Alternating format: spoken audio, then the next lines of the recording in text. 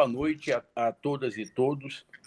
Declaro abertos os trabalhos desta live de quarta-feira, 25 de setembro de 2024, numa sequência absolutamente significativa para todos nós, que estamos abrindo um leque de diálogo intelectual de um extremo a outro do Brasil, e já com episódios internacionais, como o da semana passada, em que nós tivemos o privilégio de receber Dr. Guilhem Mir, da Universidade de Barcelona.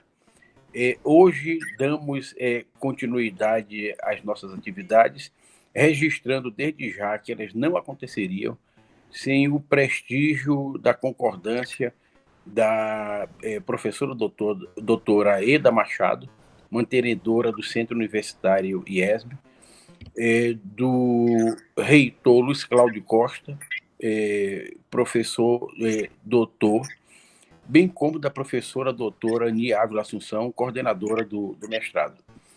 O concurso dessas vontades é que permite, em última instância, a realização e a continuidade dessas quartas da inteligência, né? Hoje nós temos a honra de receber o professor Dr. Lucas Horato, psicólogo com vasta experiência de campo, treinando comunidades, percorrendo países e acumulando, em especial, uma vivência junto a entidades de acolhimento de crianças e adolescentes. Ele versará o tema numa perspectiva comparada referente a Brasil e Uruguai. Tenho a honra e a satisfação de partilhar essa jornada universitária com os ilustres professores, grandes mestres, grandes amigos, né? Margarete Garcia Vieira, Carolina Henriques Balduino, Itanô Neves Carneiro Júnior e Tiago Santos Aguiar de Pádua. Entrego em festa a palavra ao professor doutor Lucas Horato para a sua primeira manifestação. Boa noite. Muito obrigado, primeiramente, pelas belíssimas palavras do Dr. Rossini. Muito obrigado pelo convite, né? Eu acho que espero que essas palavras, acho que tamanhas qualidades, na verdade, não são de toda a verdade, mas fico muito agradecido pelas belíssimas palavras, e é uma honra mesmo estar participando aqui, né, desse 13º Congresso de Pós-Graduação em Direito da IESB, né, convidado pelo professor Dr. Rossini, né, que é uma pessoa, né, muito querida, um advogado, um professor, um escritor, né, de renome nacional, conhecido, né, por pessoas por pesquisadores, né, de mais variados temas, né?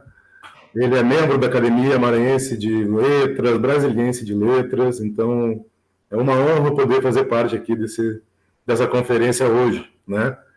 Quero saudar também aos demais participantes, debatedores, iniciando pela Maria Margarete, que também é professora, escritora, poetisa, né? Membro da Academia Santamariense de Letras, né? Também é mestra em integração latino-americana, então isso, para o nosso debate Brasil-Uruguai, acho que é de extrema relevância, né? Além de, né, ser uma pessoa que me acompanha desde o meu primeiro choro até os dias atuais, né? Então é uma honra poder estar aqui compartilhando também com minha mãe, né? Que além de ser minha mãe, essa pessoa do mais alto gabarito também, né? Quero saudar também a Caroline Balduino, também advogada, comunicóloga, pedagoga, escritora, mestra também em Direitos Sociais e Processos Reivindicatórios. É um prazer conhecê-la, né? E ao querido Tiago Pádua também, né, doutor em Direito, professor, advogado, escritor, né, membro também da Academia Brasiliense de Letras, ao querido Itanor também, que dividiu comigo na última live, né, aquela experiência internacional com o Dr. Guilhem também, um advogado socioambientalista, documentarista. Então é uma honra estar entre vocês para poder estar passando um pouco da minha experiência, né, enquanto profissional, enquanto psicólogo que atua no abrigo institucional, né, para crianças e adolescentes, e um pouquinho dessa experiência que eu tive, na verdade, na minha tese doutoral, né, que foi defendida mais ou menos um mês atrás, e que o professor Dr. Rossini também fez parte da banca. Agradeço muito também a participação e a belíssima contribuição, né? Então, é uma honra estar aqui entre vocês. Contar um pouquinho de como eu cheguei, né, até aqui. Eu me formei em 2010 em Santa Maria, Rio Grande do Sul, e em 2010 eu já fui, né, aceito no programa de mestrado da Universidade Federal Fluminense, onde por 2 anos pesquisei sobre a questão da saúde mental, né, pós-reforma psiquiátrica, né, que é um tema caríssimo, né, para a nossa sociedade hoje. E posteriormente fui convidado a publicar a minha tese em formato de livro, né, que foi publicado em 2015. E enquanto, na verdade, quando em 2012 eu fui aprovado aqui num concurso aqui para psicólogo no município de Paraty, que é onde eu atuo também no abrigo institucional, na Casa Abrigo, como a gente chama, né, carinhosamente. E antes da pandemia, né, fui aprovado no doutorado também na UF, e depois com todas essas quebras que nós tivemos aí, né, na vida, né, de todos nesse período tão difícil que nós passamos, né, finalmente consegui, né, retomar a pesquisa, que inicialmente não, né, a pesquisa foi sobre uma análise entre os programas de acolhimento Paraty, Colônia de Sacramento, né, que são cidades praticamente irmãs, assim, em termos de colonização portuguesa, né, por mais que depois a coroa espanhola tenha tomado para si, mas então a arquitetura é muito parecida, nós temos relações muito semelhantes, né, aqui com o mar, lá com o Rio da Prata, mas que é o maior estuário do mundo, então é praticamente um mar, né, doce, e cidades pequenas, então são muitas semelhanças, e esse foi o motivo, né, que me levou a pesquisar isso. Eu tinha conhecidos meus que moravam em Colônia, e aí que num congresso que eu fui, acho que em 2019, acabei descobrindo que uma prima dessa minha amiga, que é uruguaia, trabalhava no INAU, que é no Instituto Nacional de Ninhos do Uruguai, que é o que se assemelha também a um abrigo institucional nas terras orientais, né, na República do Uruguai. Então, isso foi o que me levou, né, depois de passado a questão da pandemia, que foi principalmente, não sei, foi difícil para todos, é lógico, mas para as crianças e adolescentes acolhidos e para nós profissionais que também trabalhavam, foi um período bastante conturbado, né, de isolamento social com crianças e adolescentes, sem atividades externas, foi uma coisa bem complicada para a gente, né. E aí daí surgiu então a ideia de realizar essa pesquisa. E aí consegui, né, ir a campo, pesquisar e finalmente, né, e tendo a defesa da tese agora no mês passado como desfecho final. Eu queria trazer um pouquinho só sobre a pesquisa, porque na verdade a gente fala que quando é um comparativo, na verdade, se a pesquisa, como foi uma pesquisa em psicologia social, na verdade eu utilizei no que a gente chama, principalmente dentro dos autores, né, que me baseiam na vida acadêmica, então que nós chamamos do método cartográfico, né? O método cartográfico foi apresentado por Deleuze e Guattari já em 72, no seu livro de estreia do Anti-Édipo, né? Quando eles vinham apresentar um caráter mais comunitário e mais social aos problemas né, as questões subjetivas, e eles chamam de antiédipo, né, em função estabelecendo até uma crítica ao complexo de Édipo freudiano, que acaba reduzindo o indivíduo sempre ao uno, né? E, na verdade, nós somos pessoas, seres gregários, né? Nós vivemos em sociedade, somos atravessados por questões, né, econômicas, sociais, capitalistas. Então eles propuseram isso já no Antiédipo, em 72, depois no Mil Platôs, em 80, e eles falam que o método cartográfico, né, eles se apropriam de temas da geografia, também da biologia, né? Não vou entrar aqui nessa questão da teoria, né, filosófica deles, mas eu acho que é interessante a gente falar sobre o método cartográfico, porque é o seguinte: a gente considera a realidade como contínua, né, e variável. Então, diferentemente de uma foto, de um decalque, né, como um plano até cartesiano, eles utilizam desse pensamento para falar realmente como uma carta náutica, né, porque cada viagem é uma viagem, né, cada percurso que se faz dentro de uma carta, do mapa cartográfico, né, varia, né, com ventos, marés, tempestades. Então, é uma coisa que sim, se chega, né, até um fim, até onde se deseja chegar ou não, né, muitas vezes, né, mas que abrange o processo, né, uma coisa que beneficia, que prioriza, não a partida e a chegada, mas sim a construção, o movimento realizado nesse trajeto, tá? E aí, para essa pesquisa também, eu utilizei como método a história oral, né?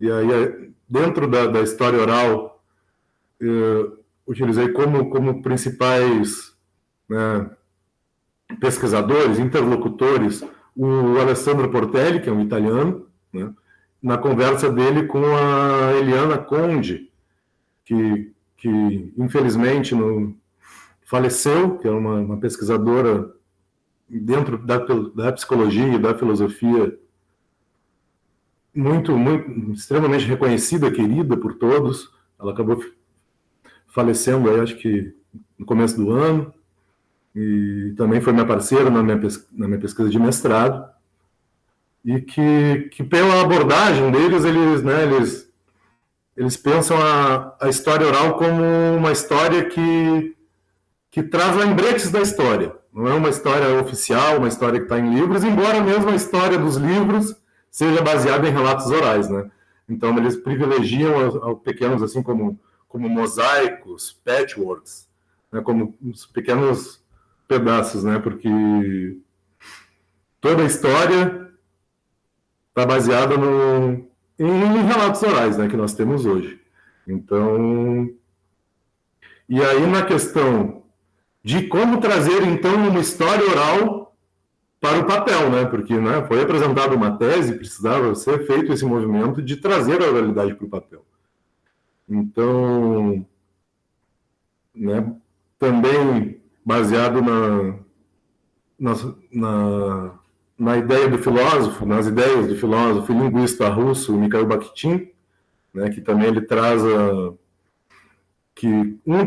método que ele elege como sendo o principal, assim, como se pode fazer, é trazer no campo das narrativas, né? Que as narrativas seriam um método para se trazer a oralidade para o papel. Então, assim, também nessa pesquisa, eu passei por uma questão muito delicada, que é de como trazer a experiência de um psicólogo numa casa que é feita, né, os abrigos institucionais são feitos, né, para proteger e garantir os direitos de crianças e adolescentes, né, com seus direitos violados, direitos sociais, com rompimento de vínculos, né, então, que estão sob medida protetiva, né, e todos os acolhimentos são feitos via decisão judicial. Então, são casos que são segredos de justiça, né? Então, como também trazer algumas dessas experiências sem expor os acolhidos, sem expor os casos? Isso, então, foi de uma de uma questão muito complicada, né? Muito sensível, assim, de não trazer, né? Principalmente, por exemplo, Paraty é uma cidade pequena. Então, como fazer isso sem expor as individualidades, as crianças, os casos? Então, foi uma questão que foi bem debatida e a gente tentou trabalhar, né, juntamente com o meu orientador, para tentar trazer essas experiências, né? Tanto daqui quanto depois da, com os colegas uruguais, né, que eu tive contato. Então, bom, então como eu falei, na verdade, o foco principal se dá no processo da pandemia, do acolhimento durante a pandemia. E, bom, também, né, porque além do Uruguai, né, o Uruguai é um país que faz fronteira conosco, eu sou gaúcho, né, então nós temos uma proximidade muito grande, inclusive de costumes, como a questão, né, do chimarrão, do mate, né, palavras que utilizamos lá no dia a dia gauchesco, né, no Rio Grande do Sul, são palavras em espanhol, então a gente tem uma proximidade muito grande e também por uma questão minha, né, particular, de entender que muitas fronteiras são, né, construídas pelo homem, embora a gente saiba que isso também é uma marca muito significativa, né? Mas como eu costumo brincar que o quero-quero não grita tero-tero quando cruza a fronteira, né? Ele continua gritando quero-quero. Mas então é isso. Então, dessa vontade, desse desejo, surgiu aí a questão da pesquisa, né, doutoral. E com isso, assim, fui até o Uruguai, até Colônia de Sacramento, como já falei. E justamente essa prima dessa minha conhecida uruguaia havia deixado de trabalhar no instituto, no INAL, né, na Casa Abrigo, estava trabalhando embora ainda dentro do instituto, na verdade, mas com liberdade assistida, né, porque com programa de socioeducação. Então, nesse primeiro contato, eu não pude ter muito material, né, sobre o tema, porque afinal ela havia deixado de trabalhar dentro de um abrigo institucional. E posteriormente, né, consegui o contato com alguns outros conhecidos também, de uma senhora que foi coordenadora de um abrigo. E aí, assim, em questão do próprio sigilo que ela me pediu, né, também, né, durante... Não posso especificar a cidade, mas foi uma cidade do interior Uruguai, né? Próxima à Colônia, não sei, porque eu estava em Colônia de Sacramento. Então, e ali nós podemos ter uma troca muito interessante, né? Então, o que eu posso falar? Para além disso, também eu tive que, né, estudar um pouco das questões legais também, tanto do Brasil, que já é uma coisa que é uma constante dentro do meu trabalho, né? Mas também um pouco da legislação uruguaia, né? Então, eu percebi assim, muitas semelhanças, né? Porque embora a colonização espanhola, a colonização portuguesa tiveram muitas, né, muitas características semelhantes, tanto no processo de desenvolvimento das colônias. Então, mas temos também, eles também tiveram, né, uma lei, como nós tivemos o ECA, né, em 1990, que é o principal norteador do nosso trabalho. Só que a promulgação dessa lei lá no Uruguai foi um pouco mais tarde, foi já no começo dos anos 2000, né? Mas antes disso, a visão tida no Uruguai, tanto aqui no Brasil, era muito semelhante ao chamado Código de Menores, né? Que tratavam, né, os menores sempre como delinquentes, como não possuidores de direito, né? Isso é uma questão muito abordada, né, dentro dessa questão legal, né, principalmente na questão dos acolhimentos. Então, na verdade, nós tínhamos lá as FEBEMs, né, como grandes presídios. Então, o ECA veio, né, para tentar mudar, para trazer, né, as crianças e adolescentes como seres, né, possuidores de direito, né, como seres em desenvolvimento, e mais, né, uma série de coisas para tentar, né, desmistificar essa questão do código de menores. E lá no Uruguai foi muito semelhante. Então, isso foi uma semelhança, né, que nós podemos perceber, e claro, uma lacuna de 10 anos, mas que, se pensarmos dentro de um contexto histórico, é praticamente nada. Né? E bom, daí pensando um pouquinho na questão do acolhimento enquanto no tempo da pandemia, foi uma questão que, claro, trouxeram dificuldades enormes, né? Tanto aqui quanto lá, porque é isso, né? Escolas fechadas, atividades extracurriculares, né? Cursos, esporte, enfim, tudo, né, que a gente tenta desenvolver, né, com os nossos acolhidos. E aí é importante trazer que ela também foi com outras legislações que vieram também a posteriori, né, como a garantia da convivência familiar e comunitária. Né, nós tivemos também algumas notas técnicas para nortear o trabalho, e sempre no sentido de quê? De tentar que o abrigo, a casa-abrigo, seja o mais semelhante a uma casa. Então, por isso que não se vê, né, quando se passa, abrigo não sei das quantas, né, placas, identificando, né? A gente tenta sempre, é uma das orientações, que o carro do abrigo não seja identificado, e também que as atividades sejam feitas em contexto comunitário, né?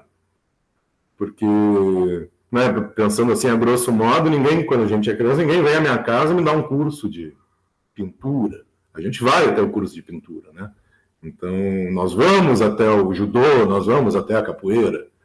Então, isso é uma questão também que surgiu na pandemia, e aí sim, na pandemia, né, mais para o final, já depois de alguma vacinação, nós tivemos também que adaptar, em parceria com o pessoal do esporte, né, que depois, assim, de muito tempo, das crianças, principalmente, fechadas, né, e aí, então, acabou que bom, não teremos como fazer isso fora do abrigo, né? Então, nós conseguimos conversar com 2 profissionais já vacinados, né, que conseguiram manter, mas isso já no final, quando já tinha um pouco mais uma abertura, né, já tinha iniciado, que fossem lá para desenvolver atividades com as crianças, né. E aí, pensando assim, né, durante, né, logo de início, né, quando tudo, né, os lockdowns foram implementados, nós passamos bastante dificuldades, assim. Inicialmente, nós tínhamos um telefone que não era nem um smartphone, então nós não tínhamos aplicativo de comunicação, era ligação e SMS, e não tinha como contactar as famílias, não tinha como nós realizarmos atendimento. Então, conseguimos, né, com o gestor da época, que conseguisse um aparelho, um smartphone, para a gente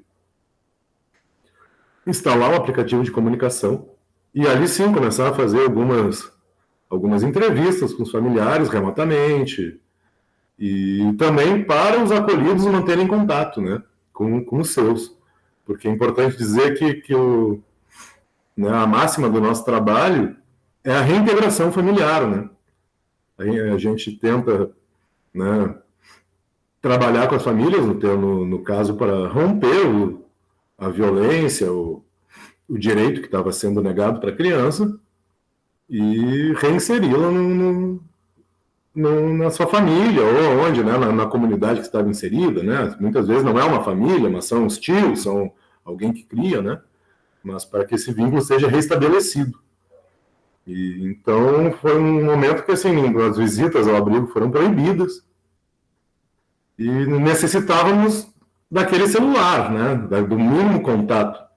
Mas acontece que daí não era um telefone só, né, para as crianças assistirem às aulas remotas, para a gente fazer os nossos atendimentos com os familiares, então foi uma coisa que é muito complicada. E aí no país irmão, país vizinho, foi uma coisa que o governo proporcionou um tablet para todos, né? Para todas as crianças e adolescentes, para poderem manter as suas aulas remotamente, né? É claro que pela experiência da colega, ela falou que também isso trouxe muitos problemas, né? Porque a internet está aí aberta e todos nós sabemos dos riscos, né? Que isso traz, né? Dos riscos que principalmente, né? Para crianças dessa faixa etária. Então, e que isso se tornou um grande problema também, porque chegou ao ponto de ter que, né, estabelecer limites de horário para desligar a internet, o Wi-Fi, mas o que acabava prejudicando também os trabalhadores, que também ficavam muitas vezes sem contato, porque não são todos que têm, né, acesso, né, aos dados móveis, vamos dizer assim. Então, mas foram estratégias criadas, né? E dentro desse contexto também, né, a gente eu recordo de momentos em que teoricamente, né, nós tivemos que até burlar alguma regra, mas não foi burlar. O que acontece? Estávamos convivendo ali 15, 18 pessoas, porque um abrigo não se fecha. É impossível fechar um abrigo de um dia para o outro, né?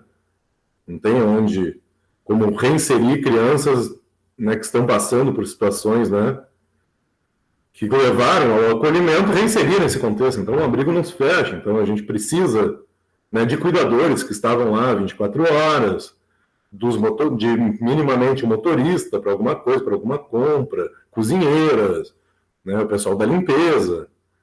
Então, enquanto, né, praticamente todos os equipamentos estavam fechados, né, saúde, educação, hospital e abrigo são coisas que são infecháveis praticamente. Então, chegou um momento que eu lembro que em Paraty faz um calor extremo, né? E estavam aquelas crianças já há meses sem poder sair. E chegou um momento que a gente falou assim, gente, estamos todos juntos, convivemos juntos, então vamos sair juntos para uma cachoeira, para um lugar que não tenha gente. E vamos nos refrescar, sabe? Depois fomos até criticados por isso, né? Porque vocês estão quebrando as regras de isolamento. Mas foi uma coisa que era até terapêutico, sabe? Para as crianças fazerem E alguma outra vez também fizemos, né, algum passeio à praia, mas sempre nesses mesmos moldes, né? Levando sempre, né, alimento, um lanche, e também tentando manter sempre a distância dos próximos, mas realmente era uma coisa que não tinha como. Sim, era uma situação extremamente difícil. E a colega também, lá no lugar também, falou que passou pela mesma situação. Né? E, inclusive, assim, é claro que essas crianças carregam estigmas, né?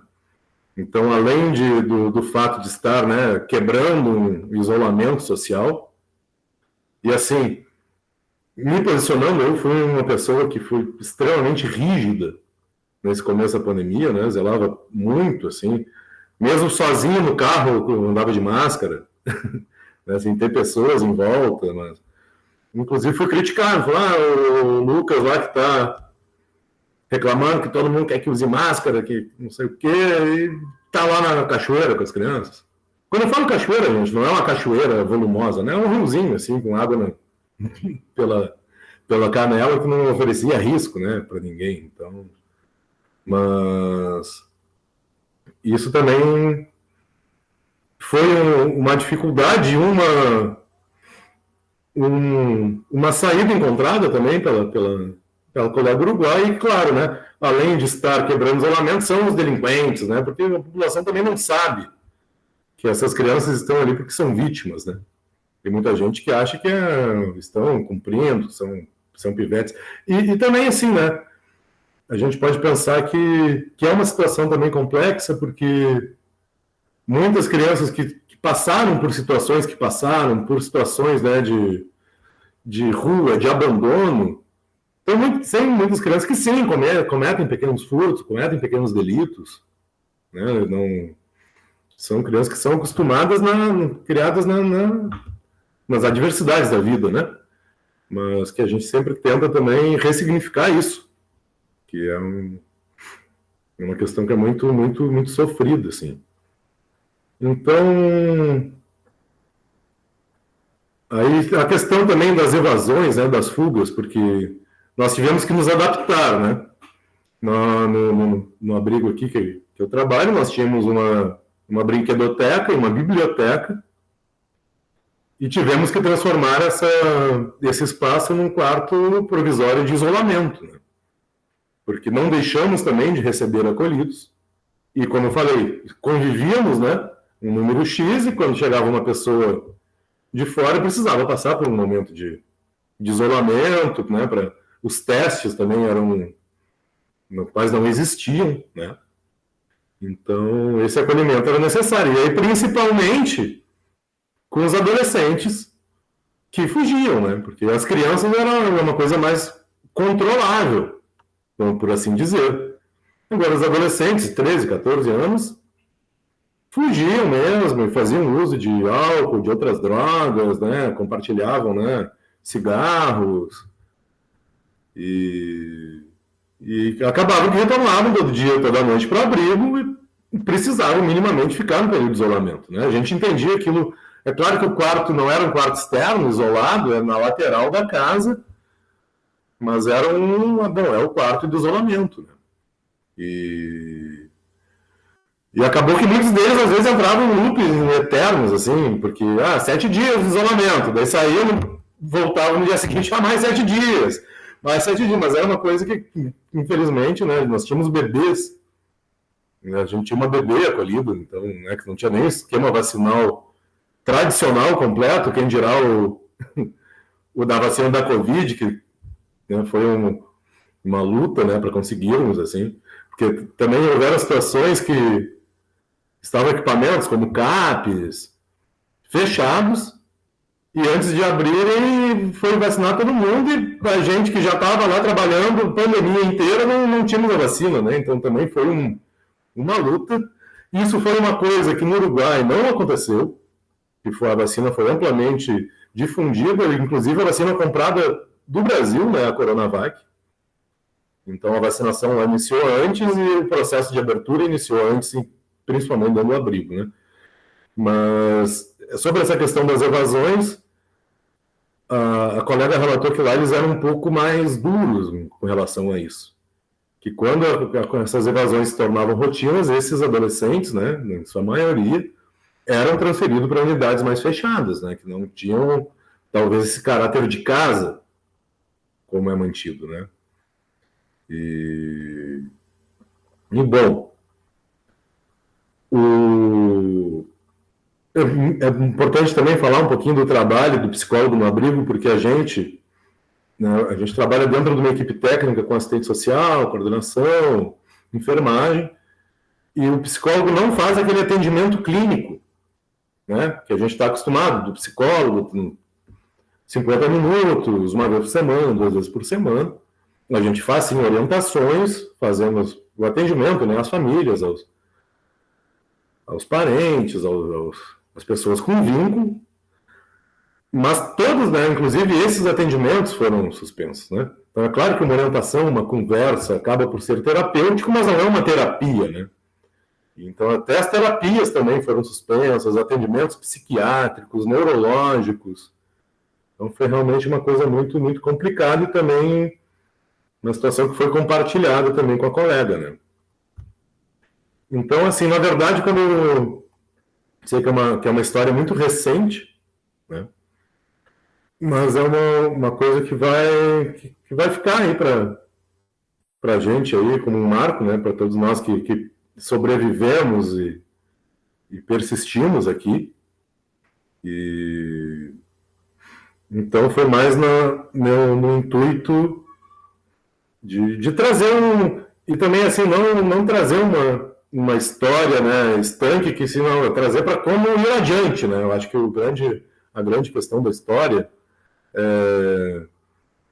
é para além da gente ficar preso nela, achando que aquilo que passou foi bom, foi extremamente ruim, não, mas como progredirmos, né? Como irmos adiante, avançarmos, né?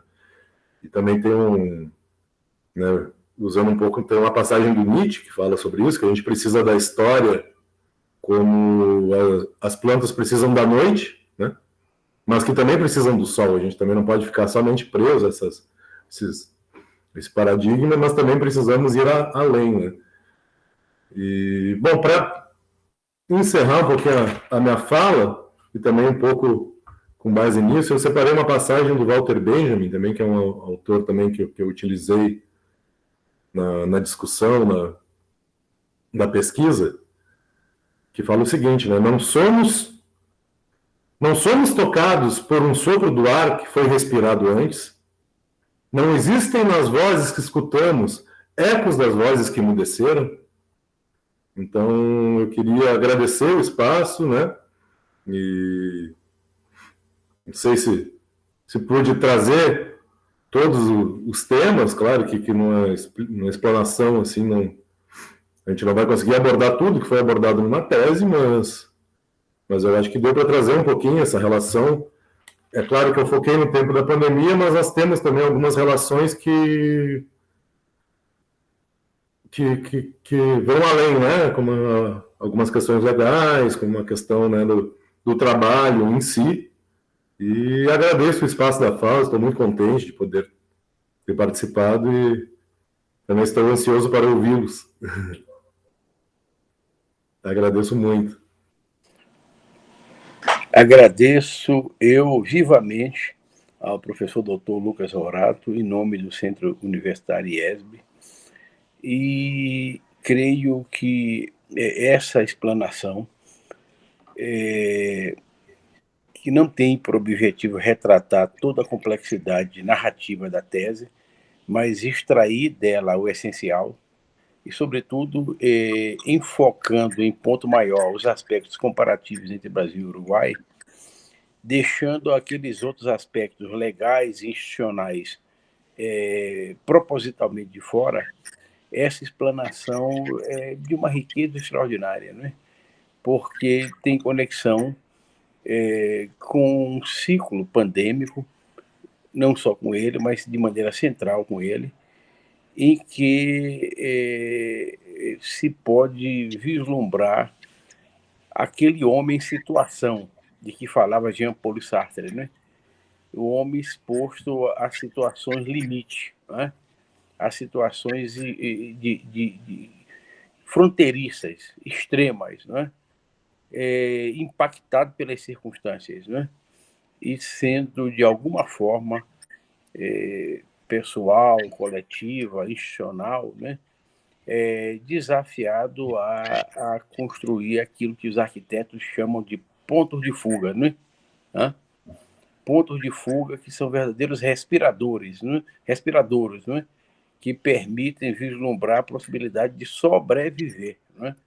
Creio que essa situação aqui relatada é absolutamente dramática, ainda mais se considerando a situação de internamento, né? de crianças e adolescentes. Né? Internação esta, né? Que não reconhece fronteiras, né? Mas que termina por ser vivenciada de maneira singular no Brasil e no Uruguai. De tal forma, professor doutor Lucas Horato, que nós só temos a agradecer esta carta que Vós Missê põe à mesa para reflexão nessa noite, né? E antes que eu comece a passar a palavra aos nossos debatedores, eu não posso deixar de manifestar uma palavra de apreço a um sujeito oculto, ora revelado, né? Que é o educador João Manuel Horato, né? Que certamente prestigia esse nosso evento, né? Com as suas características de descrição, né? Mas eu tenho a honra e a satisfação de passar a palavra a grande amiga e companheira de muitas lutas universitárias, né? Que é a escritora, e poetisa e professora Maria Margarete Garcia Vieira, para as suas considerações. Olá, boa noite. queridos amigos, queridos colegas, professor Rossini, sempre me sinto muito feliz pelo convite de participar e com as suas palavras amáveis e amigas. Agradeço imensamente a participação de todos, estar aqui nessa noite, especialmente essa noite que me deixa emocionada por ser a mãe do palestrante. Que alegria, quanta honra, meu filho, de termos caminhado juntos essa vida inteira, trabalhando, lutando, lendo, discutindo e vivendo. Boa noite, amigo Itanor, amigo Tiago, amiga Caroline, que conheço agora, uma honra estar aqui com você também. E eu só posso agradecer a vida, né? Agradecer a vida de ouvir essa palestra e de saber que isso é uma verdade, né? Eu me sinto honradíssima de ter acompanhado a vida do Lucas, especialmente do seu trabalho na Casa de Acolhimento, pelas coisas que ele me relatava, e acompanhei a vivência durante a pandemia, as dificuldades que aconteceram no dia a dia.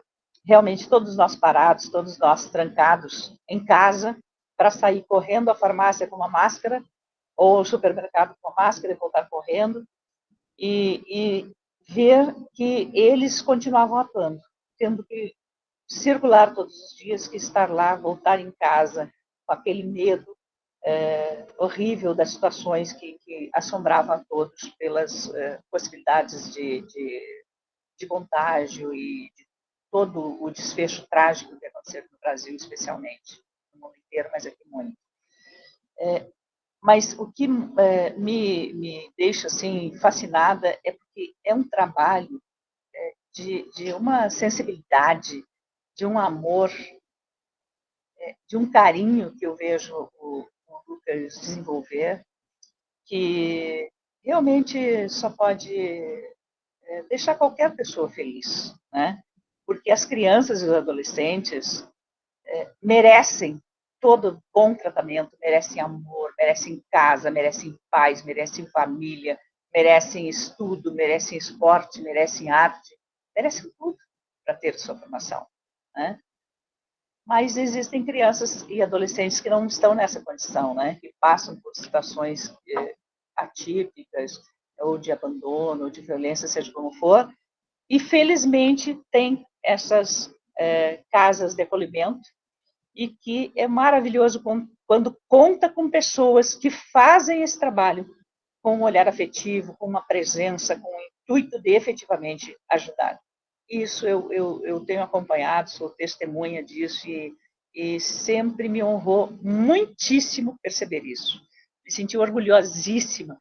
Me lembro que teve uma festa, e desculpa tornar esse assunto caseiro, trazendo um relato, mas não pode deixar de ser assim, né? Mas teve a festa de aniversário do filho do Lucas, do meu neto, e ele fez isso numa pizzaria, e ele levou todas as crianças da Casa Abrigo para a festa do filho. Eu achei tão lindo, tão lindo, tão lindo isso.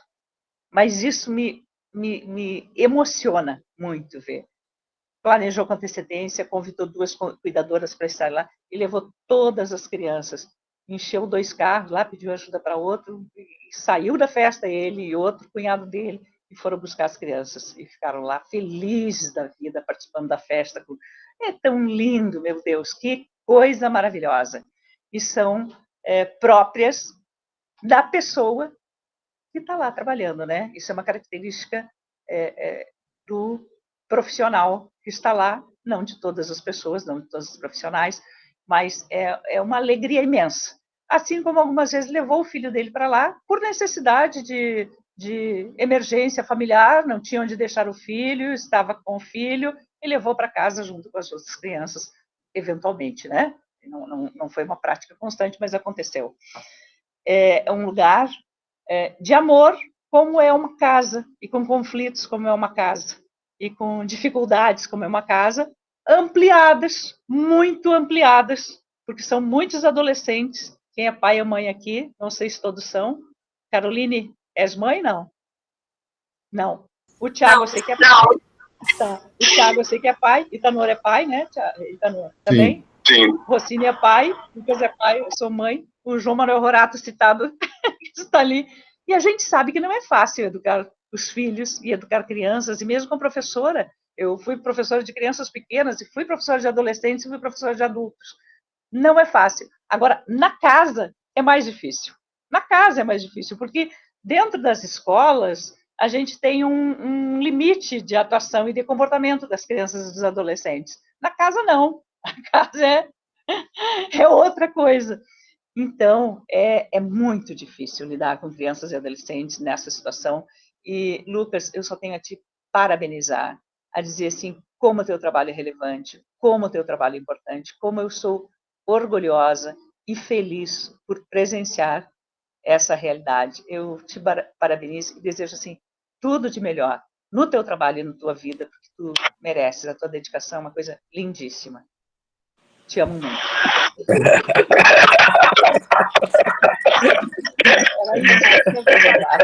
Maravilha. Maravilha.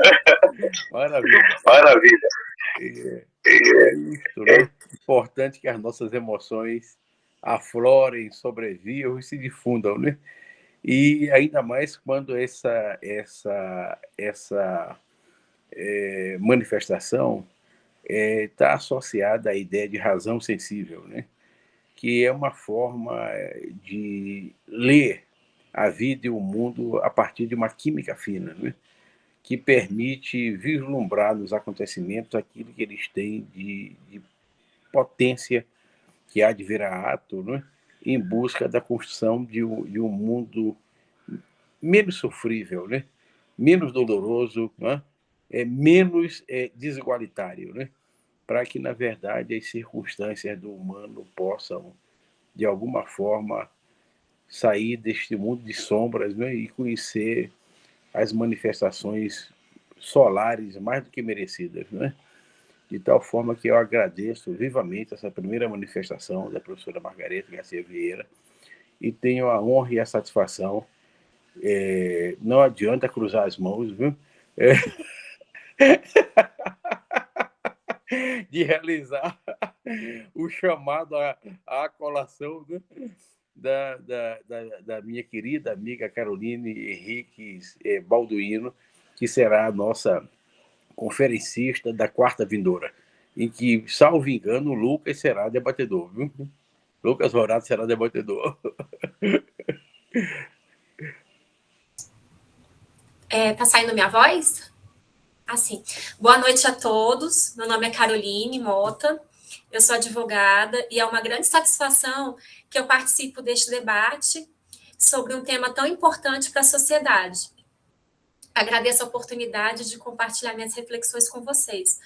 Agradeço a todos, né, os debatedores, o professor Rossini e os alunos que estão nessa live. Com relação ao tema do debate, eu tive a oportunidade de trabalhar por 5 anos como advogada na Defensoria Pública, sendo 2 anos e meio na violência doméstica, atendendo vítimas de violência, e 1 ano e pouquinho na vara da infância e juventude, e tanto no civil como no infracional. E eu pude acompanhar de perto a realidade do acolhimento institucional de crianças e adolescentes. Essa experiência, ela me proporcionou uma visão sobre os desafios enfrentados pelas crianças e pelos adolescentes, né, pelos jovens, e a importância do fortalecimento da família com base para o desenvolvimento integral da criança e do adolescente. Eu acredito... Desculpa, que eu tô com Covid. Não peguei na pandemia, mas eu peguei agora.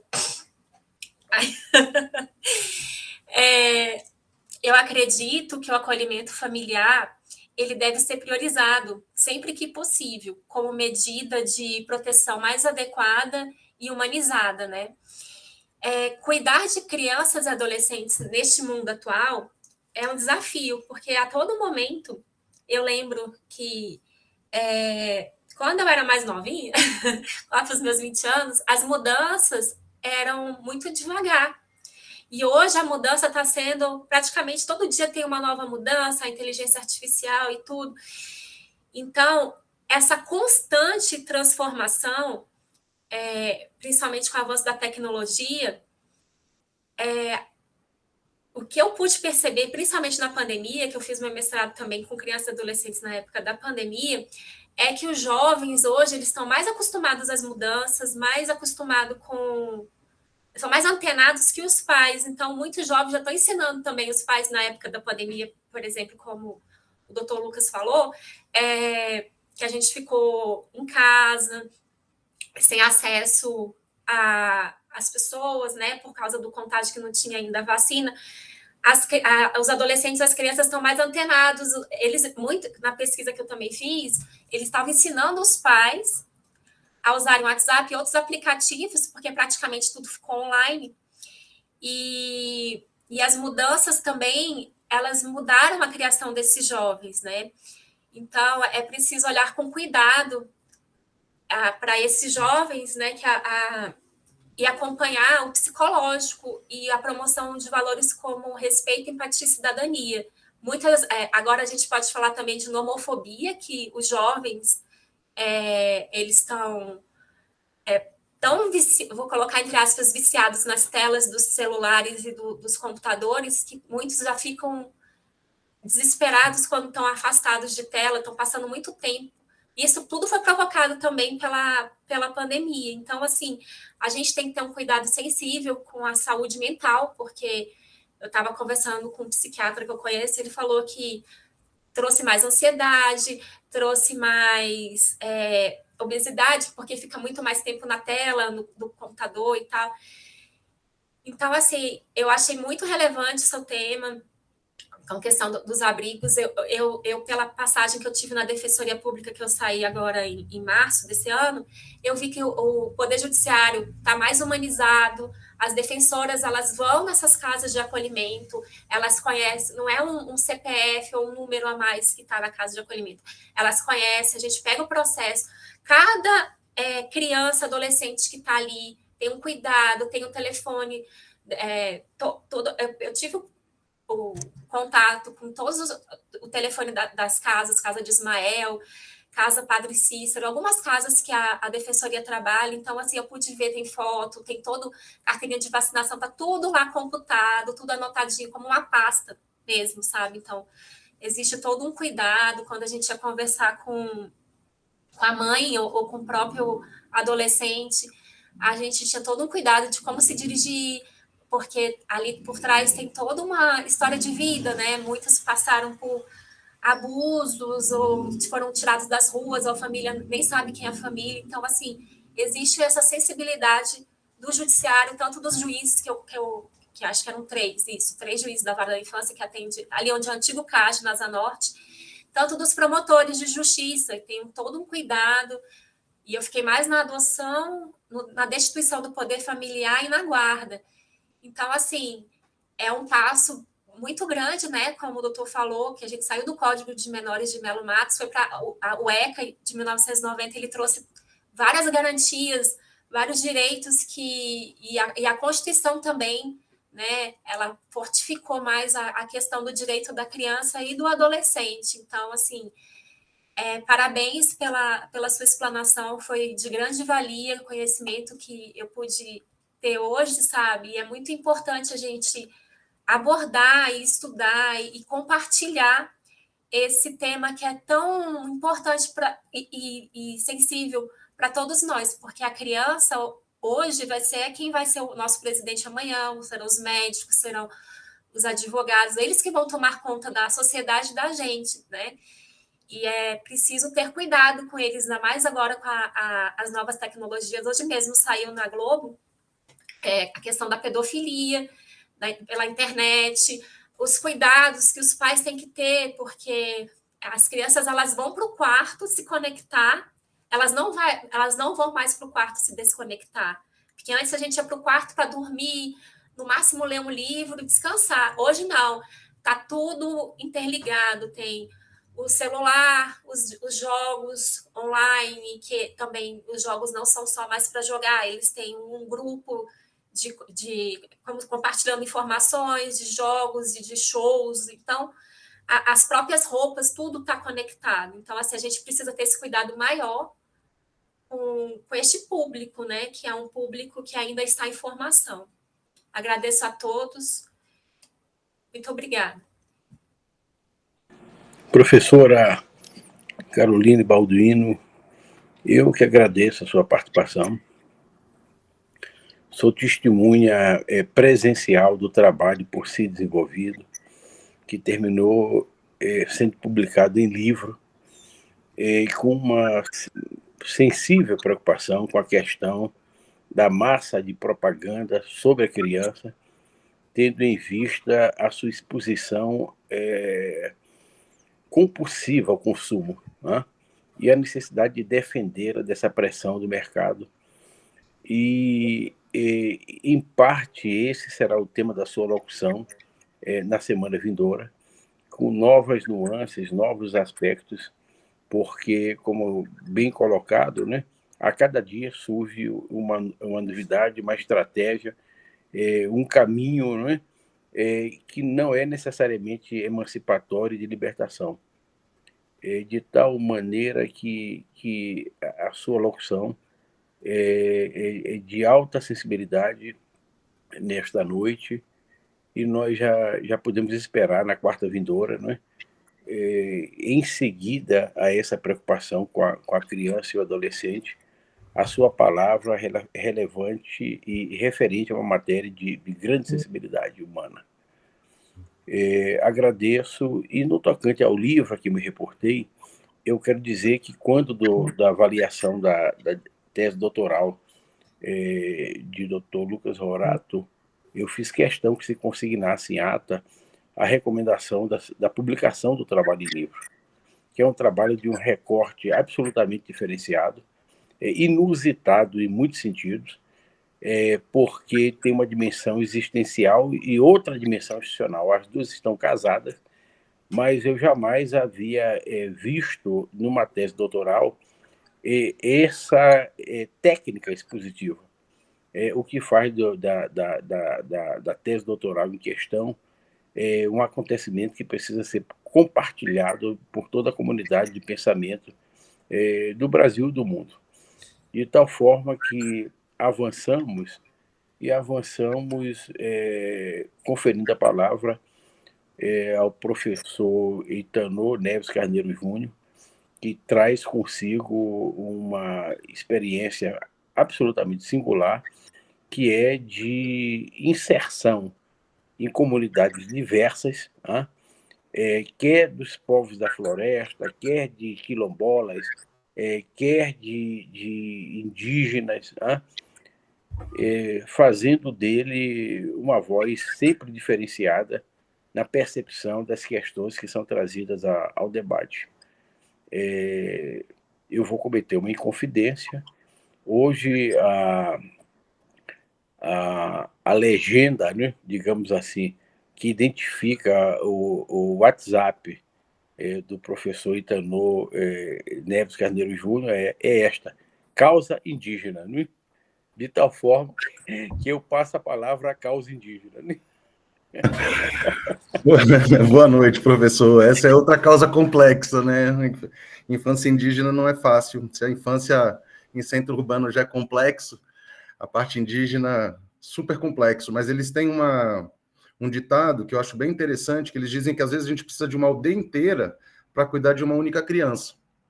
E às vezes esse é o nosso papel, né? A gente como uma aldeia inteira aí para a gente poder cuidar de uma criança. Imagina cuidar de várias num processo de abrigamento, asilamento, confinamento.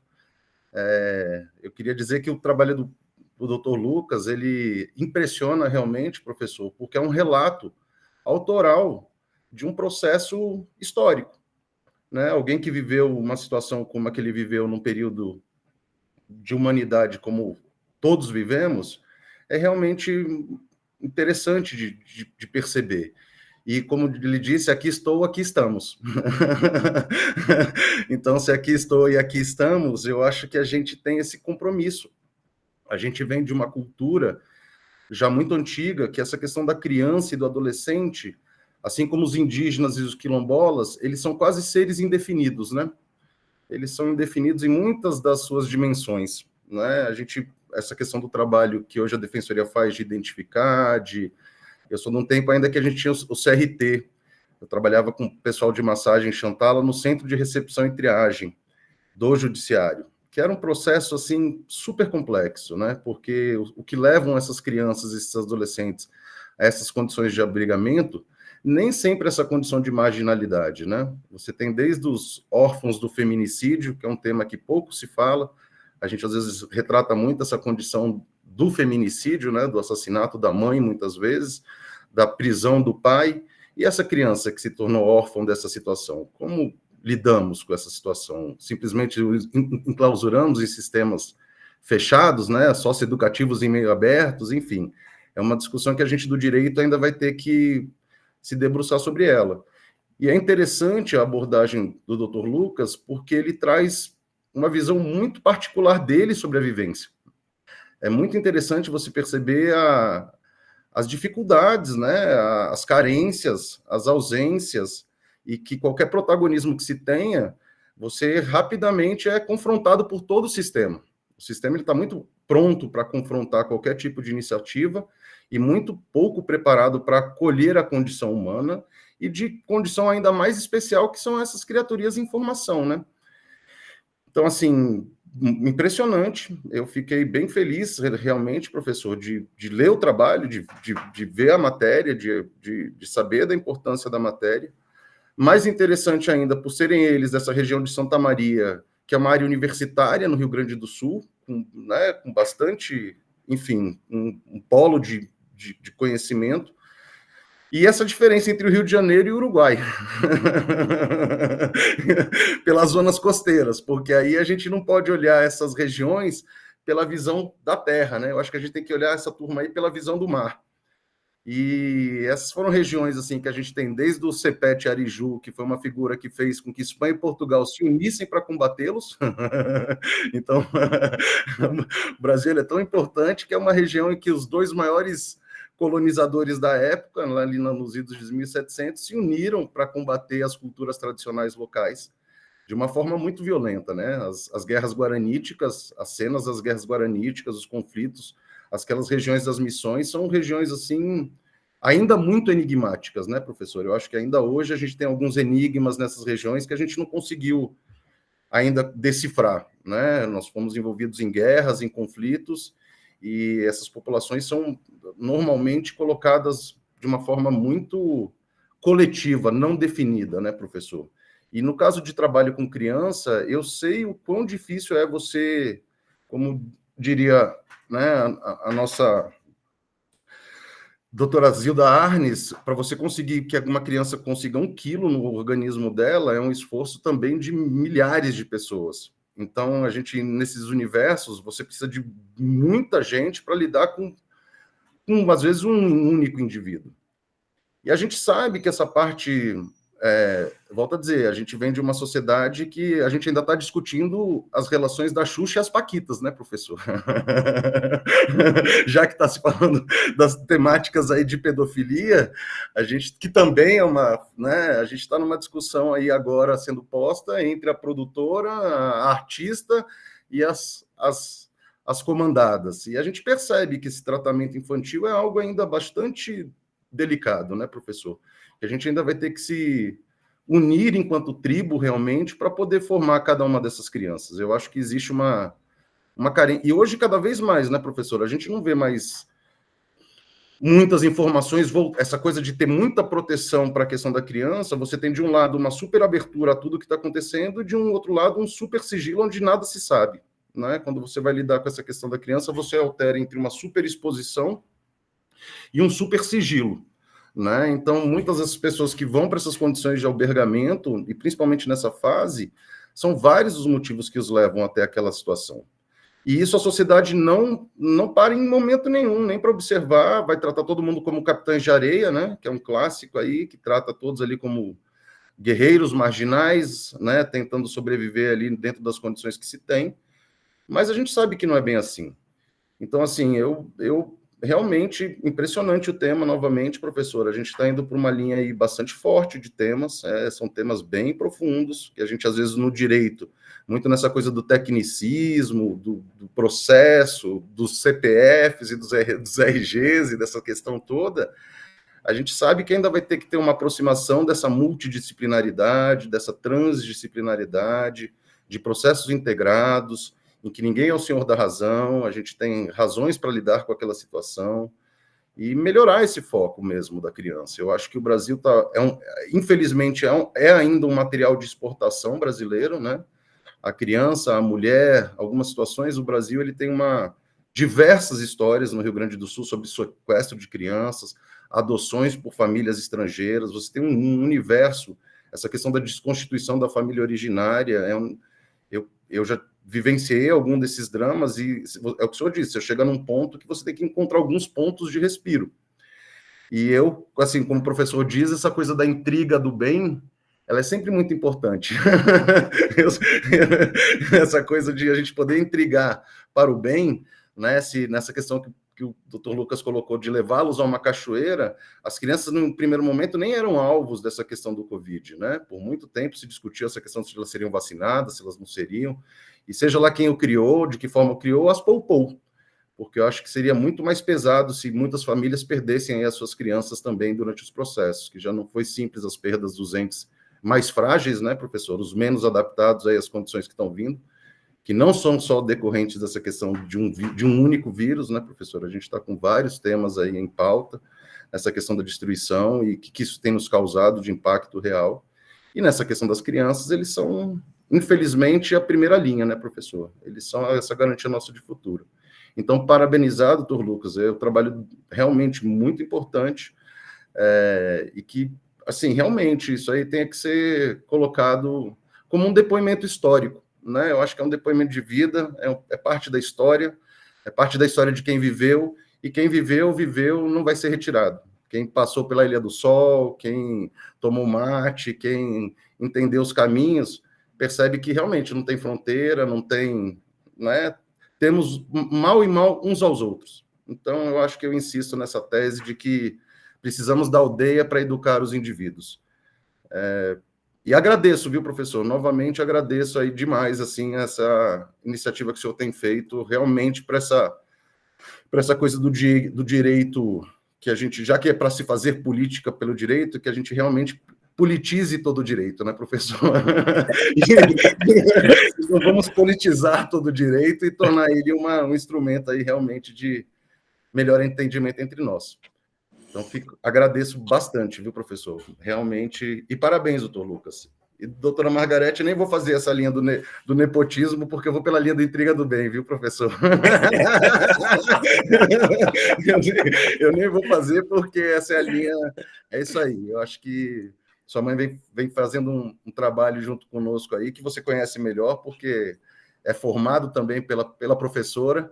E uma vez professora, sempre professora, né? Eu acho que esse a gente está aqui como aprendiz. Eu agradeço a oportunidade de aprender mais um bocadinho. Meu queridíssimo professor Itanor Neves Carneiro Júnior, muitíssimo obrigado pela sua participação, que é sempre luminosa frente a esses temas que temos buscado trazer para essas quartas da inteligência, não é? De fato, nós estamos diante de uma questão da mais alta sensibilidade, uma questão multifacetada, que é uma ferida aberta da história do Brasil. Já o padre Anchieta, não é? Tinha preocupação enorme com as crianças abandonadas do Brasil colônia, né? Da origem do Brasil, sociedade móvel, sociedade de movimento, desovando crianças abandonadas. Ele criou a primeira rede de proteção, que foi uma rede religiosa, sem nenhum concurso do Estado, né? E quando o Estado resolve colocar uma carta nessa questão, a colônia já foi vencida, já estamos no Império, e a ideia é dupla, né? A ideia, primeiro, dos liceus de artes e ofícios, para ensinar a fazer, né? Nunca ensinar a saber, né? E a outra ideia era a ideia do reformatório, né? Era aquele ser incorrigível, né, que tinha que ser reformado, né? que vai desaguar no Código de Menores de 1927, trazido ao debate pelo professor Lucas Horato, né? Que, na verdade, é um fantasma na sociedade brasileira. Chegamos ao Estatuto da Criança e do Adolescente, né? Em 1990, salvo engano, mas o espírito do Código de Menores, né, sobrevive a essas circunstâncias. E sepultar esse espírito é um desafio diuturno, né? E como muito bem colocado pela sua locução, né, falta oxigenar esse sistema, né? Sistema concentracionário, autocrático, cheio de pseudos-verdades, né? Que quando se busca levar esse colegiado de crianças a uma cachoeira, isso parece uma transgressão, né? É melhor a morte, né, do que a cachoeira. Então, é esse quadro que nós estamos envolvidos, né? E que temos que, afinal, não só decifrá-lo, como trabalhar para a sua superação. Tá? Entrego, então, desde já a palavra ao professor doutor Tiago de Pádua, atribuindo uma dupla tarefa, não apenas a da sua percepção, sempre valiosa dessa sensível questão, mas, ao final, depois da locução do professor doutor Lucas Horato, dialogando com todas essas percepções, não é? Apresentar as suas despedidas em nome do Centro Universitário IESB, né? Eu não vou entregar essa tarefa à professora Margarete Maria Garcia Vieira, porque quero poupá-la, né, de emoções maiores do que já vividas nessa noite. Né? Mesmo porque ela não quer se despedir do filho, né? Ela quer tê-lo aqui entre nós. Por favor, professor Tiago de Pádua. Professor Rossini, eu aceito a dupla incumbência e, com certeza, começo agradecendo mais uma vez a ti pelo convite, ao expositor Lucas Horato pelo trabalho e por compartilhar conosco nessa noite um tema tão sensível. Pude ler com muita atenção a tese, extremamente original, e que seguramente contribui, pelo menos para mim, bastante nas reflexões que vou levar para a vida, né? Também as referências que foram feitas anteriormente, querida amiga Margarete, duplamente parabéns, né? Se o Lucas produziu a tese, você produziu o Lucas que produziu a tese.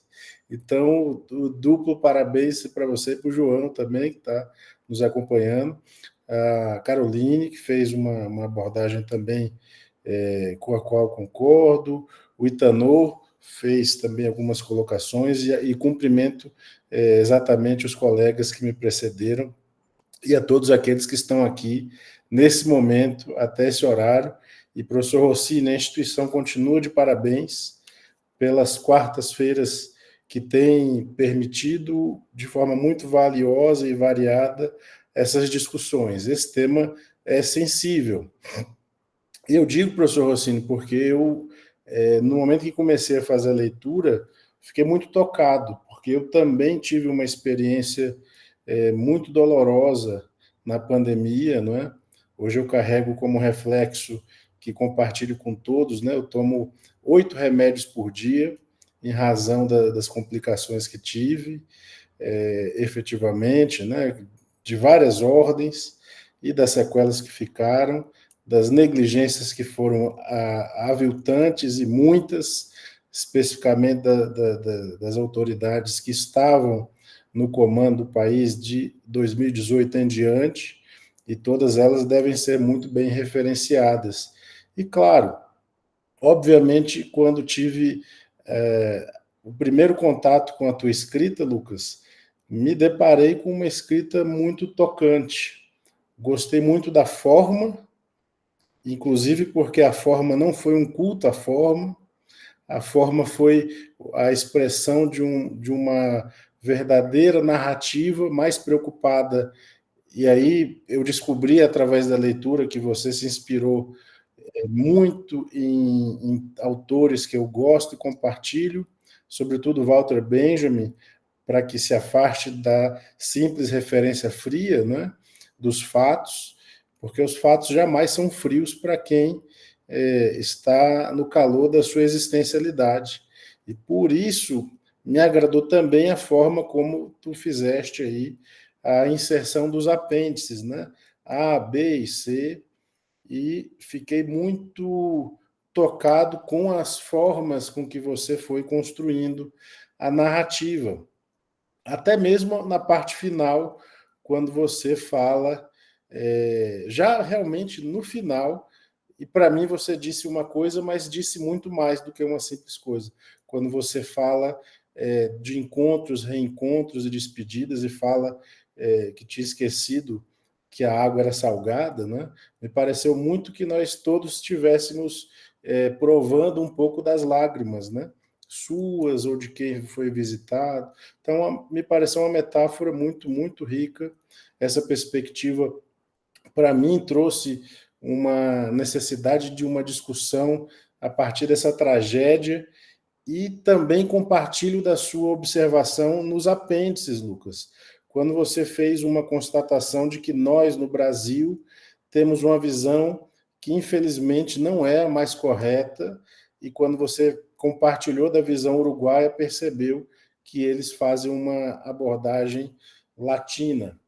E essa perspectiva deveria, infelizmente, né, professor Rossini, não é, mas deveria ser inserida nas discussões com mais frequência dos programas de pós-graduação em direito, inclusive, quando nós estamos no momento de olhar para essa unidade, comunidade latino-americana, e muito mais do que ficar fazendo referências norte-americanistas, europeístas, que tem todo um contexto específico, mas nós muitas vezes ficamos de costas para aquilo que representa a América Latina, e isso é um elemento a ser permanentemente denunciado, e esse texto faz isso com muita, eu diria até educação, viu, Lucas? Da forma como você coloca e estabelece esse contraste. Obviamente, nós temos também uma certa parcela de culpa, não é, professor Rossini? Porque às vezes é uma forma como nós todos acabamos moldados nas nossas discussões, e muitas vezes vamos fazer referências distintas, inclusive quando falando de temas tão amplos, não é, professor Rossini? Às vezes a gente esquece de citar até o Bartolomé de las Casas, quando a gente vai falar de loucuras que aconteceram, sem imaginar um modelo ideal, mas muitas vezes partir de denúncias que já existiam, constatações que são postas, e de uma referência muito grave que é aquele tratamento que nós damos a esses menores. Gostei também, Lucas, de receber a partir da Margarete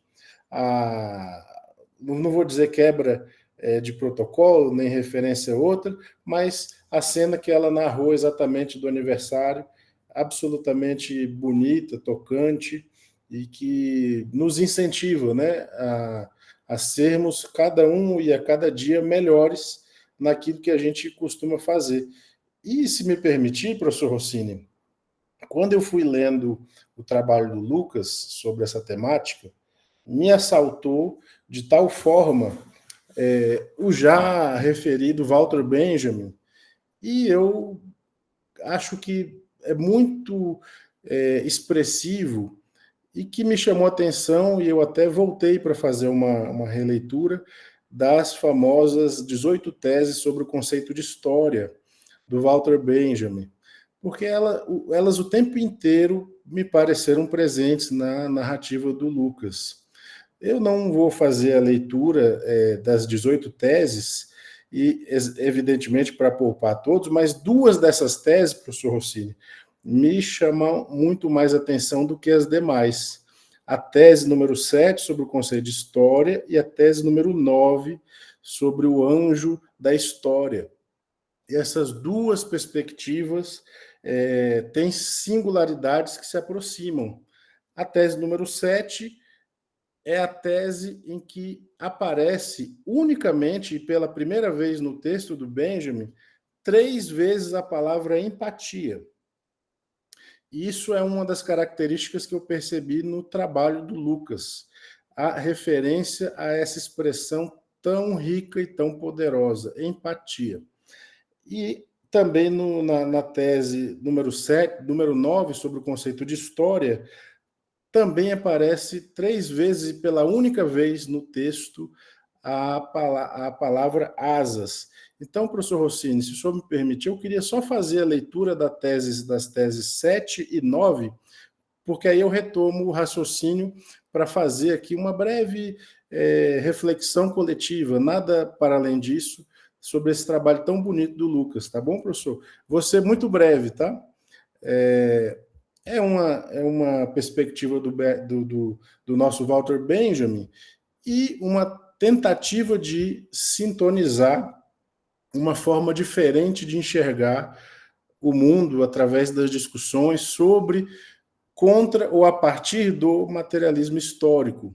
Claro, uma discussão a partir das referências da Escola de Frankfurt. Eu também não quero ser contraditório, por isso que eu vou retomar com o Lucas, que a ideia não é fazer um giro europeísta frankfurtiano, é retomar uma discussão que foi colocada ali exatamente como crítica a esse raciocínio. Então, a tese número 7, professor Rossini, começa com uma citação muito breve do Bertolt Brecht sobre a ópera dos Três Vinténs, que nos diz muito, né? Uma peça quase centenária, 1927, 28, nós teremos aí o centenário dessa peça, mas começa assim: pensa na escuridão e no grande frio, que reinam nesse vale onde soam lamentos. Esse é um fragmento que retira, portanto, de Brecht, na ópera dos Três Vinténs, para começar a tese número 7 sobre o conceito de história, que diz assim: Fustel de Coulanges recomenda ao historiador interessado em ressuscitar uma época que esqueça tudo o que sabe sobre fases posteriores da história. Impossível caracterizar melhor o método com o qual rompeu o materialismo histórico. Esse método é o da empatia. Sua origem é a inércia do coração, a assédia, que desespera de apropriar-se da verdadeira imagem da história em seu relampejar, fugaz. Para os teólogos medievais, a assédia era o primeiro fundamento da tristeza.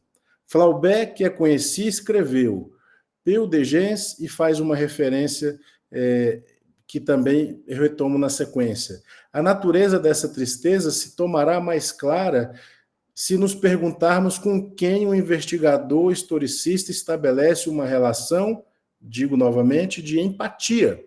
A resposta é inequívoca, com o vencedor. Ora, os que no momento dado dominam são os herdeiros de todos os que venceram antes. A empatia com o vencedor beneficia sempre, portanto, esses dominadores. Isso diz tudo para o materialista histórico. Todos os que até hoje venceram participam do cortejo triunfal em que os dominadores de hoje espezinham os corpos dos que estão prostrados no chão. Os despojos são carregados no cortejo, como de praxe. Esses despojos são os que chamamos de bens culturais. O materialista histórico os contempla com distanciamento, pois todos os bens culturais que ele vê têm uma origem sobre a qual ele não pode refletir sem horror. Devem sua existência não somente ao esforço dos grandes gênios que os criaram, como a corvéia anônima dos seus contemporâneos.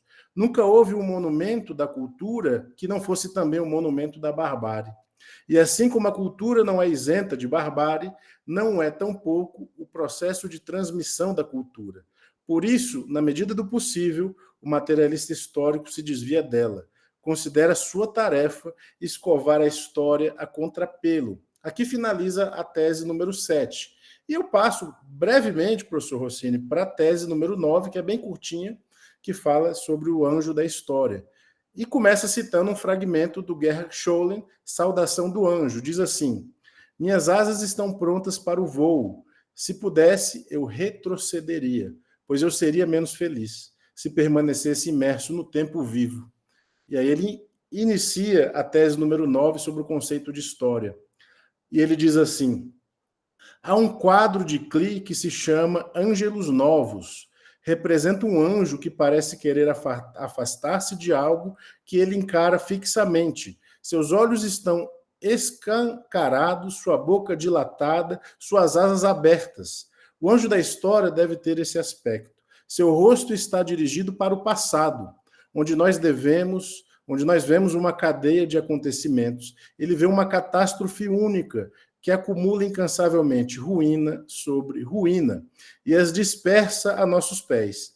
Ele gostaria de deter-se para acordar os mortos e juntar os fragmentos, mas uma tempestade sopra do paraíso e prende-se em suas asas com tanta força que ele não pode mais fechá-las.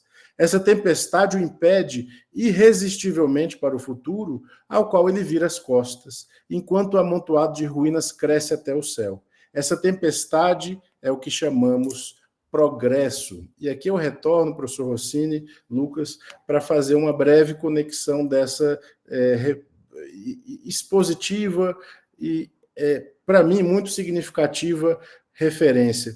Eu vou dizer, Lucas, que você foi alguém que acrescentou sentido a um conceito de história que tem uma característica singular do nosso contexto.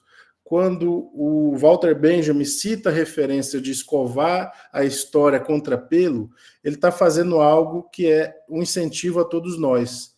É ter empatia para aqueles que são vencidos e dominados. E, portanto, fazer o caminho de volta, professor Rossini.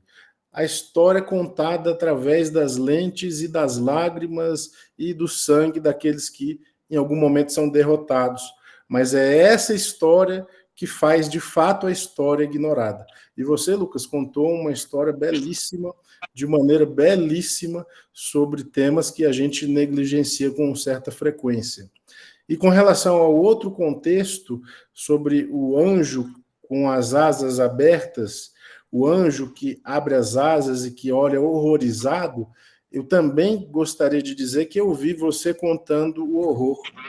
Você fez uma narrativa que, de certa maneira, lida com esse aspecto do progresso, ou, na verdade, o contrário dele, não é, professor Rossini?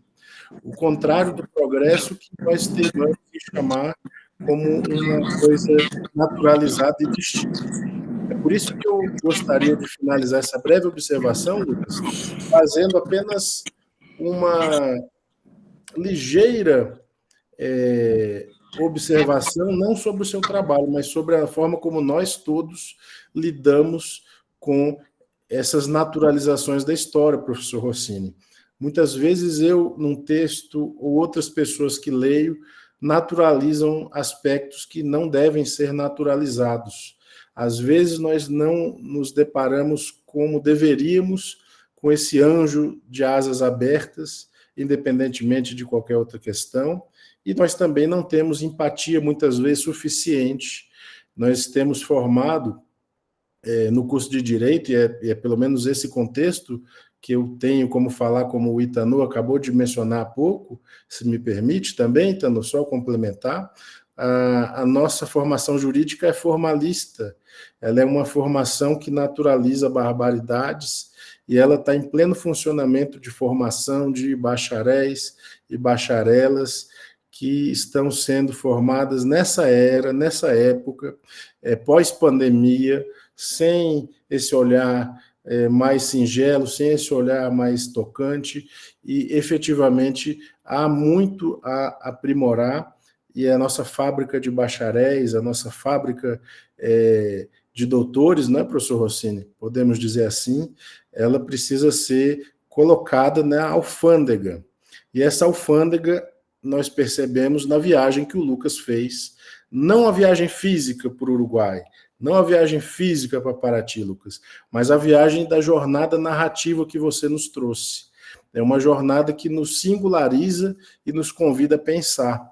Com essas palavras, professor Rossini, eu finalizo aqui brevemente essa observação lateral, que muito mais agradece por poder ter contato e ler o teu trabalho, Lucas, e ao tempo em que eu complemento a segunda tarefa que o professor Rossini atribuiu, que é, professor Rossini, se eu bem entendi, fazer uma manifestação de agradecimento e despedida com relação a esse evento. Eu não tenho condições de fazer essa despedida em nome de todos, porque, evidentemente, eu não saberia expressar a singularidade de todas as pessoas presentes, mas eu digo por mim que, para mim, de maneira singular, foi muito importante, e eu só tenho a agradecer à instituição, professor Ieda, a você, Rossini, aos que estiveram aqui presentes, o Lucas, a Margarete, Carolina, o Itanô e todas as demais pessoas que estão aqui nos assistindo até esse momento, que tiveram o privilégio não de nos ouvir, Itanô, eu, Margarete e Carolina, mas eu acho que o privilégio de ouvir o Lucas nessa perspectiva que nos trouxe e da necessidade que temos de repensar. Eu levo para mim, Lucas, a referência da tua narrativa tão tocante em cada momento, que de fato é um diário. Eu me deparei com uma leitura de um diário que singulariza as memórias, e nós somos feitos exatamente, o professor Rossini sempre me ensinou isso, né, professor Rossini?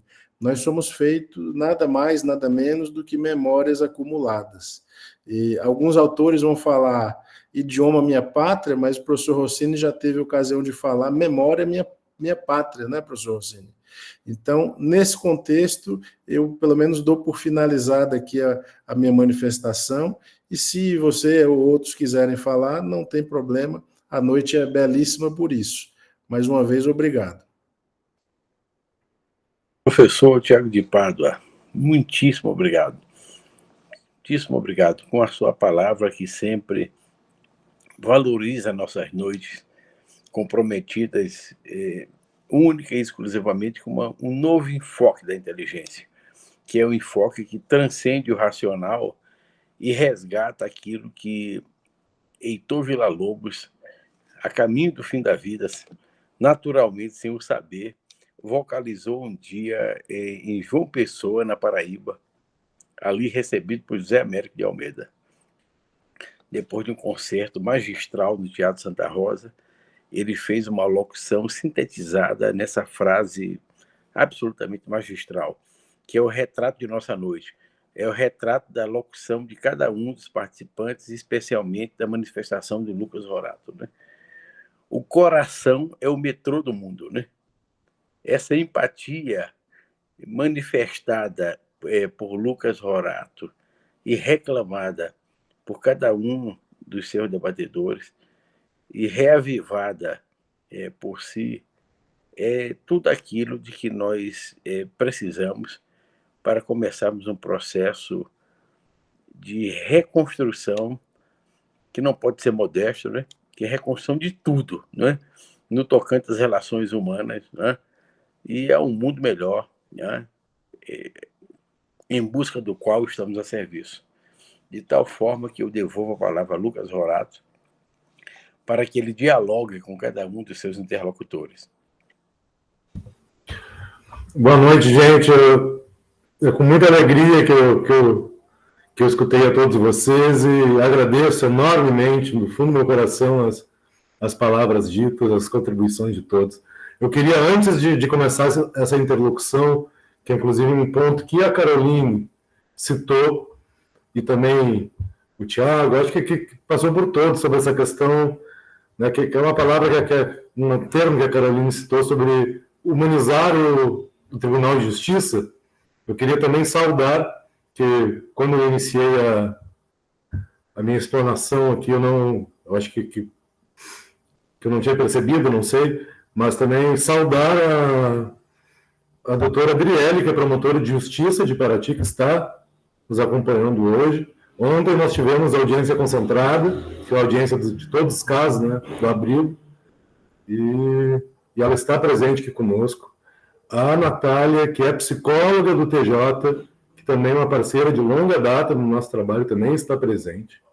E eu não consegui ver, mas que falou que estaria presente também, a defensora pública do município aqui de Paraty, a doutora Renata. Não sei se ela está, não, mas também queria agradecer também a todos e falar como é importante essa parceria, essa empatia, essa humanização, e como, né, é importante poder contar com pessoas que praticam no dia a dia isso. Então, é uma honra poder também contar com essas nobres parceiras do trabalho da infância e juventude, né? Então, primeiramente, queria agradecer a participação. E, bom, eu não sei nem por onde começar com tamanha emoção, tamanha fala que eu tenho pelas falas de vocês, né? Eu também, como eu falei, é uma honra poder estar aqui também com a minha mãe, né? Mas que, para além disso, é uma pessoa de alto gabarito, né? E uma intelectual, uma escritora, e só tenho a agradecer por tudo. E lembrar, assim, que muitas das falas que ela disse, das minhas preocupações, do risco de contágio, porque muitas vezes eu ia trabalhar, né, 8 horas da manhã, retornava meio-dia, tomava banho, trocava de roupa, voltava para abrigo, voltava para casa, trocava de roupa para poder ir ao mercado. Então, como foi um processo, né, complicado, que sim, né, por ser, né, minha mãe, era uma coisa compartilhada com ela. Mas também lembrar que, com tudo isso, desde o começo até o final da pandemia, não tivemos nenhum acolhido que foi infectado pelo Covid. Então, também o quanto, né, por mais que, né, tivéssemos divergências entre a equipe, uns que achavam que não precisava ter isolamento, que coitado dos guris que vão ficar lá num canto, longe dos outros, não vão poder conviver na mesma sala, mas vão ter que comer sozinhos. Mas, com todas as dificuldades que nós tivemos, nenhum dos acolhidos foi infectado nesses 2 anos, né, principais, da pandemia.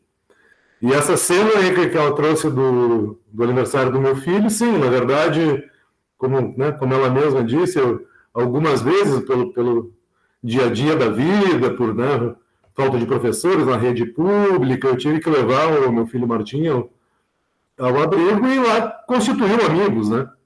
Então, nada mais justo também do que levar aqueles porque para ele era um prazer ir ao abrigo, né? Tinha o pula-pula, tinha o escorregador, e então acabou convivendo com eles, tanto com os pequenos quanto o filho do tio Lucas. Então, eu achei justo para todos, né? Para todos e também para mim, né? Então, foi uma cena muito bonita, assim. Então, só tenho a agradecer as palavras da minha mãe, né, que me criou, que muito, se hoje esses elogios todos, né, ouvidos aqui, pela forma de trabalho, pela forma da escrita, devo muito a ela, ao João Manuel Rorato, que eu sei que está aí presente também, meu pai, né, doutor também em educação, né, professor de longa data, um grande formador também. E então é isso. Eu concordo contigo, Caroline, sobre a questão do acolhimento familiar. Infelizmente, aqui no nosso município, é uma coisa que nós lutamos para que ocorra, mas em função do número de habitantes, a gente não consegue, né? Já tivemos falas com o comissário da infância, com o juiz, mas é uma coisa que acho que precisa talvez mais de empenho também dos gestores nossos, que realmente o acolhimento familiar né, está anos-luz à frente, assim, em termos de cuidado, do que um acolhimento institucional, né? E eu até como um cara que sempre, né, lutou contra, né, as grandes instituições, contra os manicômios, faz uma parte da minha formação enquanto psicólogo, também é um desafio trabalhar numa instituição, né? E como ser desinstitucionalizante trabalhando dentro de uma instituição, isso é um paradoxo bastante complicado de você trabalhar. E outra questão, né, que tu comentaste sobre a questão que foi uma dificuldade também enorme,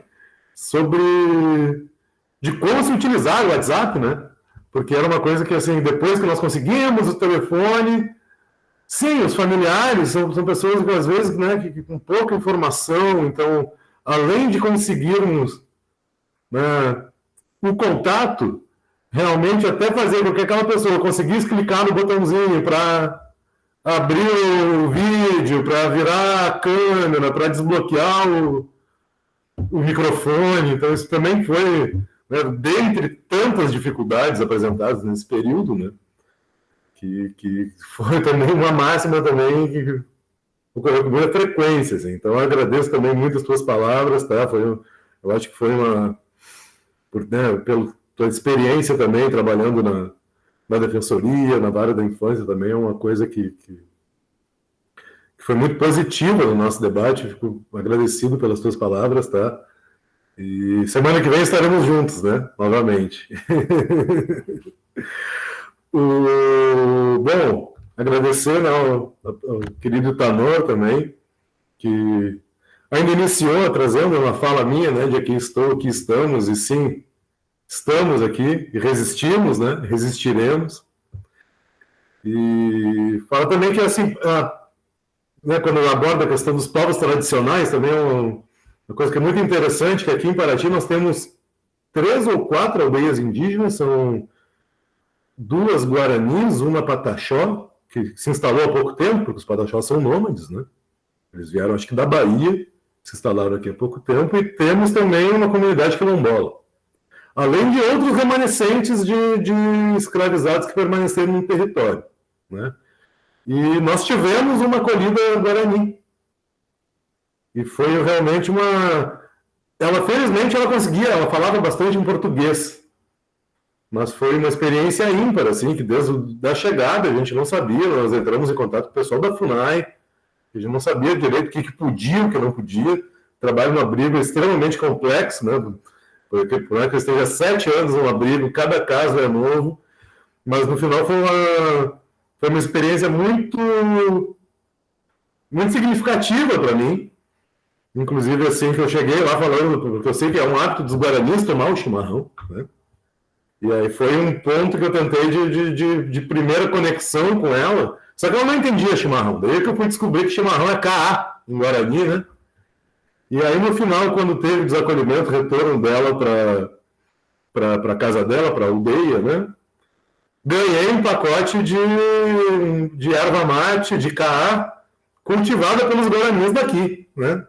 Então, são coisas que a gente nunca imaginei que em Paraty ganharia uma erva mate tradicional, né? Plantada e cultivada aqui. Então, assim, só tenho a agradecer as tuas palavras, né? Até, né, trouxeste também o Cepé de Araju, que é o São Cepé, né? Que inclusive nós temos ele como santo, tem uma cidade no Rio Grande do Sul, que é São Cepé, foi o grande líder dos Guaranis do Sul, mas também, né, foram dizimados pelas 2 coroas, a Guerra Guaranítica, assim como os charruas, né, que eram predominantes do Uruguai, mas também muito na fronteira, e também estavam lá, né, nas terras onde Artigas, né, que o Artigas, na verdade, foi um líder que levou, né, os indígenas, os gaúchos, né, os homens do campo, que levou, inclusive, foi uma primeira experiência de república que depois foi traído né, e morto e dizimados, né? Então, mas estar nas terras de Artigas também foi uma coisa que foi muito emocionante para mim, é muito significativo. E agradeço muito pela tua leitura e pelas tuas palavras que muito me engrandecem, né? E finalizando, Thiago, novamente só tenho a agradecer também pela tua leitura, por toda, né, a tua conversa comigo, assim, visto que é um grande admirador de Walter Benjamin, conhecedor, e acho que não poderia ter eleito passagem mais bela do que a do Anjo do Paul Klee, né? Que é uma passagem belíssima, assim.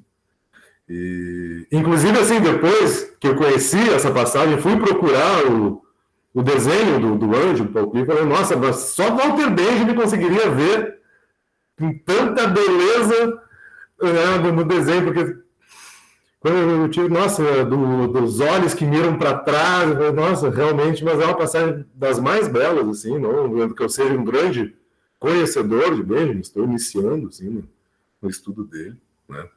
E agradecer pela sensibilidade e pelo elogio que tu trouxeste à minha pessoa enquanto escritor e pesquisador.